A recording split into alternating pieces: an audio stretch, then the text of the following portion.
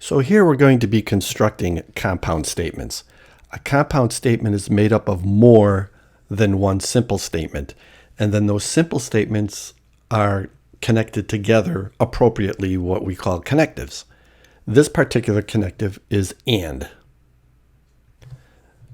So we have these two simple statements, P, George slept late, and Q, George cut class.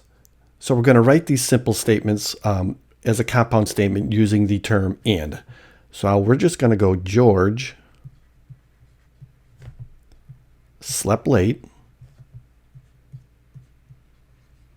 And we're going to connect that to the other simple statement of Q. So then we're going to go ahead and use and. He cut class. I'm not going to say George cut class. You can go ahead and you can just write it as he cut class, because eventually we read the entire compound statement as George slept late and he cut class. So it certainly makes sense. But here is our first simple statement. George slept late. That's P. Here's our second simple statement. George cut class. Of course, we just wrote it as he cut class, but that's Q.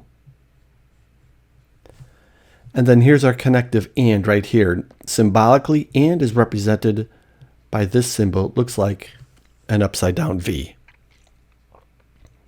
So we have the statement written out. George slept late and he cut class. And then we represented it symbolically. And this is read as P and Q.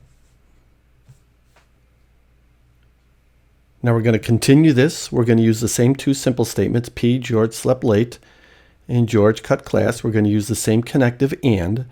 The connective and is known as a conjunction, and we have it written right here. These are known as conjunctive compound statements. Except for this particular compound statement, we are going to negate the second simple statement. So we're going to write this as George slept late. That's the first simple statement. We'll connect it with our conjunction and. Now we're going to negate this particular statement. So we're going to say George, and the simplest way to do it is just introduce not. So we'll say George did not cut class.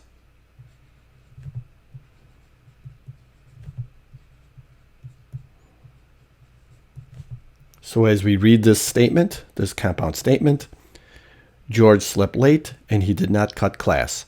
So symbolically, here is our first simple statement. George slept late, that's P.